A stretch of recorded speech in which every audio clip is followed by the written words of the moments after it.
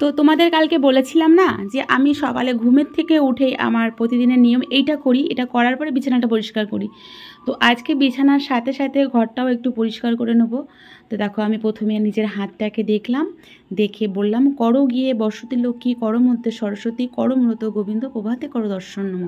তো এই মন্ত্রটা আমি 3বার বলার পরে হাতটাকে নিজের মুখে দিয়ে তারপরে নিচে নামি, বা পাটা নিচে আগে ফেলি, তারপরে ঠাকুরের মুখ দর্শন করি, তারপরে বসত মাতাকে ছুঁই, মানে আমার যে মাটিটা মানে মেঝেটা আছে সেটাকেই আমি বসত মা মনে করে প্রণাম করি।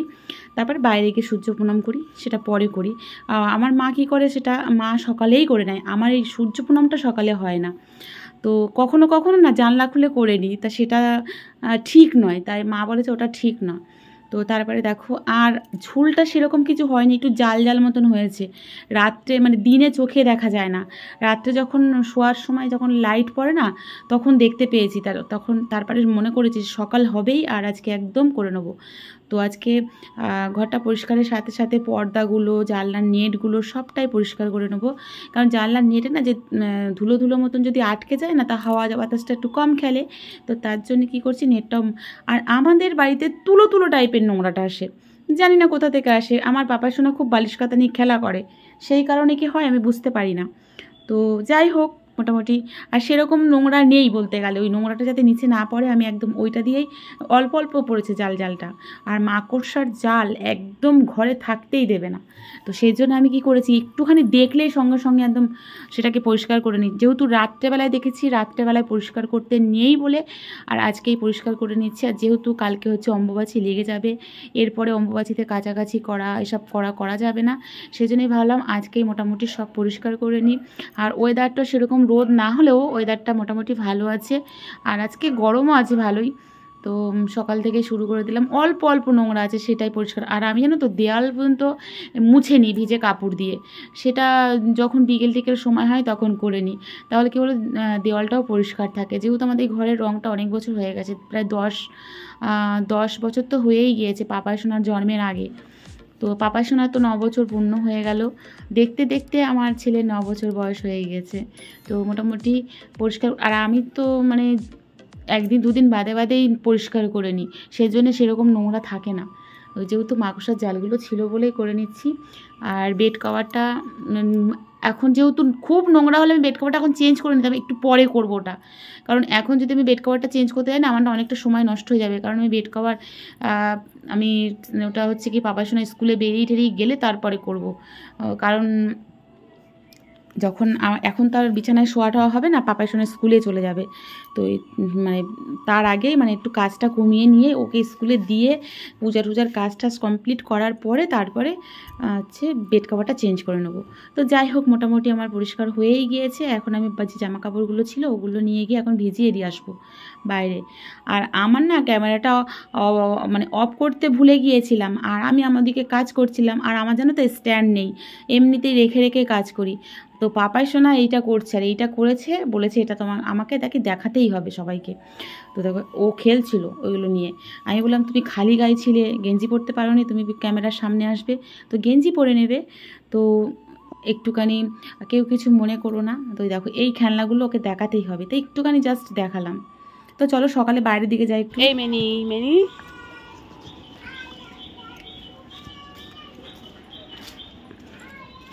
Good morning. দেখো আজকে গাছে জবা ফুলটা কত সুন্দর ফুটেছে, দেখো কত ফুটেছে, একদম ছোট ছোট জবা।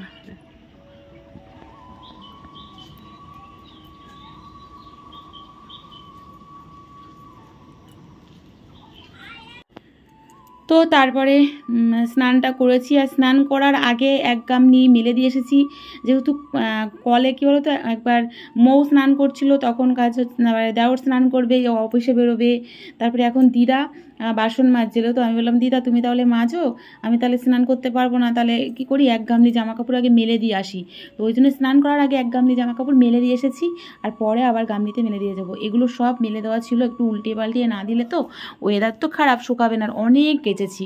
আর পাপাই সোনা সকালে সাইকেলটা বার করেছিল, ও আর রাখিনি, আর যেহেতু স্কুলে চলে গেছে সময় হবে না, রোদ লাগবে, তো ওই জন্য আমি আবার রেখে দিলাম। আর দেখো ওই গামলিটা নিয়ে চলে এসেছি, আর এইগুলো সব আগে মেলে দিয়ে গেছি। এগুলো মোটামুটি শুকিয়েও এসেছে প্রায়। তো এই লাল লালগুলো আমার না, এখানে শুধু এই পর্দা ওই দিকেরগুলো আমার, আর ওই পর্দা নেটগুলো আমার। এইবারে বাকি সবগুলো, এগুলো সব পুতুল টুতুল আছে পাপা সোনার। আর এগুলো কি বলতো, ঘরে থাকতে থাকতেই নোংরা হয়ে যায়, ঘরে রেখে দিলেই নোংরা হয়ে যায়, গুছিয়ে রাখলেও নোংরা। মানে একটা প্লাস্টিকের মধ্যে করে রাখলে মনে হয় ভালো হয়। তো অত বড় প্লাস্টিক কোথায় পাবো, ওই জন্য মাঝে মাঝে ধুয়েই নিই। আর ওই টেডি, গণেশ আর ওই ছোট্ট একটা টেডি, এই তিনটে আমার পাপার সোনা মানে ঘুমানোর সময় লাগবেই। তো আজকে তো শুকাবে না এগুলো, তো ওর রাতের বেলায় খুব সমস্যা করবে এটা। মানে ওই গণেশটাও যখন 2 মাস বয়স, তখন ওর বাবা তারাপীঠে গিয়েছিল, তখন সেখান থেকে কিনে এনে দিয়েছিল। তো অনেক দিন আমার দিদিভাইদের কমেন্ট তুলে ধরা হচ্ছে না, তো আজকে দিদিভাইদের কমেন্ট কিছু পড়বো। মধুশ্রী মান্না দিদিভাই চ্যানেল থেকে কমেন্ট করেছে, লাভ রিয়াক্ট দিয়েছে এবং বলেছে খুব সুন্দর লাগলো ভিডিও বোন, থ্যাংক ইউ অসংখ্য ধন্যবাদ। সুমনা দিদিভাই ভীষণ আমার ভিডিও দেখে, খুব ভালো দিদিভাই কমেন্ট করেছে, খুব ভালো লাগলো ব্লগটা দিদিভাই, রাতে মেয়েকে পড়াতে বসে তোমার ভিডিওটা দেখলাম, শুভরাত্রি, অসংখ্য ধন্যবাদ। এগুলো আমার আগের ভিডিওতে কমেন্ট করেছে। Soma's daily blog Das channel থেকে দিদিভাই কমেন্ট করেছে, খুব সুন্দর হয়েছে দিদিভাই। তো তারপরে আমি দেখো রান্নাঘরে চলে এসেছি, রান্নার কাজ করছি, মানে রান্নাটা বসিয়ে দিচ্ছি। ডেলি কুকিং ব্লগ চ্যানেল থেকে দিদিভাই কমেন্ট করেছে, শুভ সন্ধ্যা, লাইক দিয়ে পুরো ভিডিওটা দেখতে চলে আসলাম, আছি পুরোটা জুড়ে, অসংখ্য ধন্যবাদ। Soma's daily blog Das channel থেকে দিদিভাই একটা কমেন্ট করেছে, খুব সুন্দর হয়েছে দিদিভাই। অমিতা ব্লগ চ্যানেল থেকে দিদিভাই এক বোন কমেন্ট করেছে, খুব সুন্দর, থ্যাংক ইউ বোন, খুব সুন্দর। মোহন আর দায়িক চ্যানেল থেকে একজন কমেন্ট করেছে, বলছে নতুন বন্ধু, তো লাভ রিয়াক্ট দিয়ে, তোমার ভিডিও ভালো লাগলো, লাভ রিয়াক্ট, তোমার ম্যাগির পকোড়া দারুণ লাগলো, লাভ রিয়াক্ট, পাশে থেকো, অনুরোধ রইল। অবশ্যই পাশে থাকবো, কেন থাকবো না পাশে, সবাই আমরা সবার পাশে থাকবো। মঞ্জুশ্রী দাস চ্যানেল থেকে এক দিদিভাই কমেন্ট করেছে, লাইক দিয়ে পুরো ভিডিও দেখে নিলাম বন্ধু, খুব সুন্দর হয়েছে পকোড়াগুলো, সব মিলিয়ে দারুণ লাগলো, thank you. Madhushree Manna channel থেকে দিদিভাই আর একটা কমেন্ট করেছে, খুব সুন্দর লাগলো ভিডিও বোন, অসংখ্য ধন্যবাদ। শাবানা ব্লগ চ্যানেল থেকে দিদিভাই কমেন্ট করেছে, খুব সুন্দর হয়েছে পকোড়া, অসংখ্য ধন্যবাদ দিদিভাই, যে তোমরা এত সুন্দর সুন্দর কমেন্টগুলো করো না, খুব ভালো লাগে। কৃতিকা ব্লগ চ্যানেল থেকে এক দিদিভাই কমেন্ট করেছে, লাভ রিয়াক্ট দিয়ে, খুব সুন্দর দিদিভাই, প্লিজ সাপোর্ট করো অবশ্যই। সোহিলি বিশ্বাস চ্যানেল থেকে দিদিভাই কমেন্ট করেছে, লাইক ডান, পুরো ভিডিও দেখলাম, খুব সুন্দর ভিডিও। তবে আজকে সবার কমেন্টগুলো পড়তে পারছি না, একসাথে তো অনেক কমেন্ট পড়া হয় না, যাদের যাদের কমেন্টগুলো পড়লাম না, নেক্সট ভিডিওতে তাদের কমেন্টগুলো তুলে ধরার চেষ্টা করব। তবে আমি সবসময় কমেন্টগুলো পড়তে পারি না, আসলে দুটো ফোন না হলে অসুবিধা হয়। তো যাই হোক, পর্দাগুলো একটু ভিজে ভিজে অবস্থায় তুলে নিয়ে এসেছি, আমি খুব শুকাই না পর্দাগুলো, যেহেতু কমফর্ট দেওয়া থাকে, তো তার জন্য একটু ভিজে ভিজে থাকলে সুগন্ধ হয় ঘরের মধ্যে, আমার তো ভীষণ ভালো লাগে। আর গাইস, আমার চ্যানেলে যারা নতুন আছো, চ্যানেলটিকে যারা এখনও সাবস্ক্রাইব করোনি, অবশ্যই চ্যানেলটিকে সাবস্ক্রাইব করে বেল ঘন্টাটি বাজিয়ে নিও, তাহলে আমার প্রত্যেকটা ভিডিও তোমাদের মনে করিয়ে দিতে হবে না। আর বড়োদেরকে অসংখ্য প্রণাম, ছোটোদের বুক ভরা ভালোবাসা। আর তোমাদেরকে মানে বারবারই রিকোয়েস্ট করবো, ভিডিওটা ফুল দেখো, লাইক দিয়ে শুরু করো, শেষে একটা গঠনমূলক কমেন্ট করে দিও। তো মোটামুটি দেখো আমার ডাল আর ভাতটা হয়ে এসেছে, আর এদিকে ডালও হয়ে গেছে, আর মাছে আমি নুন হলুদ মাখিয়ে নিয়েছি, আর মাছের মাথাগুলো ভেজে নিয়েছি।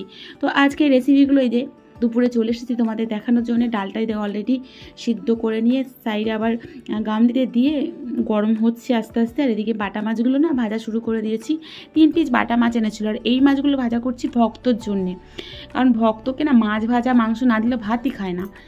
বাটা মাছগুলো পুরো ডিম ভর্তি ছিল, অনেক অনেক ডিম, আর এই ভাতটা মাছ ভাজা হলেই ভক্তকে দেব। আর এই সবজিটা দিয়ে আমি বাটা মাছটা করব। আর ডালের সাথে ভেবেছিলাম বেগুনি করব, কিন্তু সময় হয়ে উঠিনি বলে তাই ভাবলাম বেগুনটা ভাজা করে নিই। তো এই দেখো বেগুনটা ভাজা করে নিচ্ছি, আর মাছে রান্না করার জন্য এদিকে পেঁয়াজ টমেটো সব কেটে নিয়েছি। মাছটা না বাটা মাছটা সর্ষে দিয়ে করলে খুব সুন্দর হতো, তো অনেক আগের দিন মানে সর্ষে দিয়ে ঢ্যাঁড়স করেছিলাম বলে, তো ভাবলাম আজকে একটু ঝাল ঝাল মতন করে নিই। তো সেই জন্য এই যে আলু টমেটো মশলা দিয়ে সব কিছু কষিয়ে নিলাম। আর আমার ভিডিও তোমাদের কেমন লাগছে সেটা কিন্তু অবশ্যই কমেন্ট করে জানিও। আর তোমরা যারা আমাকে অনেক অনেক ভালোবাসা দিচ্ছ, তোমাদের তাদের সবাইকে অসংখ্য অসংখ্য ধন্যবাদ। এইভাবে আর অনেক অনেক দিদিভাইরা আছে আমাকে খুব সাপোর্ট করে, খুব ভালোবাসা দেয়, সুন্দর সুন্দর কমেন্ট করে। তোমাদের কমেন্টগুলো পড়তে দেখতে ভীষণ ভালো লাগে, আমার ভীষণ ভালো লাগে, ভিডিও করার আগ্রহ বাড়ে তোমাদের কমেন্টগুলো দেখলে। মোটামুটি আমার মশলাটা কষানো হয়ে গিয়েছে, আর আমাদের এখন কারেন্ট নেই, বাইরে এসে ভয়েস করলাম টাইম ওভার হয়ে যাচ্ছে বলে। তো দেখো মাছগুলো দিয়ে দিচ্ছি ঝোলে। খুব সুন্দর হয়েছিল, ডিমগুলো অনেকটাই। তো ঢেকে দিলাম। আর এদিকে ডালটা মোটামুটি হয়ে গিয়েছিল, ডালে জাস্ট ফোড়ন দেবো। দিয়ে দিয়েছি এখানে 5 ফোড়ন, জিরে ফোড়ন, তেজপাতা, শুকনো লঙ্কা দিয়ে আদা জিরে সব কিছু দিয়ে একটু ভালো করে নিয়ে নিচ্ছি, নিয়ে আর ডালটা দিয়ে দিয়েছি। ফাইনালি আমার ডাল হয়ে গিয়েছে। তো আজকের রেসিপি তোমাদের কোনটা ভালো লেগেছে সব থেকে, মানে আজকে রেসিপির মধ্যে যে আমি তো সেরকম বিশেষ কিছু আজকে মাছ আর ডাল আর ভাজাই করেছি। তো সবার তো সব কিছু প্রিয় হয় না, কার কোনটা প্রিয় অবশ্যই কমেন্ট করে জানিও। আর আমার ভিডিওতে যদি কোনো ভুল ত্রুটি থাকে সেটা আমাকে ধরিয়ে দিও, অবশ্যই আমি সংশোধন করার চেষ্টা করে নেবো। তো মোটামুটি দুপুরবেলায় খেতে বসে পড়েছে আমি আর তোমাদের দাদাভাই। অপারেশন এখনও আসেনি, স্কুলে আছে। তো এই দেখো। তো ভিডিওটা দেখার জন্য আবারও বলবো অসংখ্য অসংখ্য ধন্যবাদ। তোমরা কি কোথা থেকে আমার ভিডিওটা দেখছো অবশ্যই কমেন্ট করে জানিও, তোমাদের থ্যাংক ইউ জানানোর আছে। তো নেক্সট তোমাদের কাছে চলে আসবো নতুন কোনো ভিডিও নিয়ে। তোমরা ভালো থেকো, সুস্থ থেকো। টাটা, গুড ইভিনিং, জয় রাধে মা।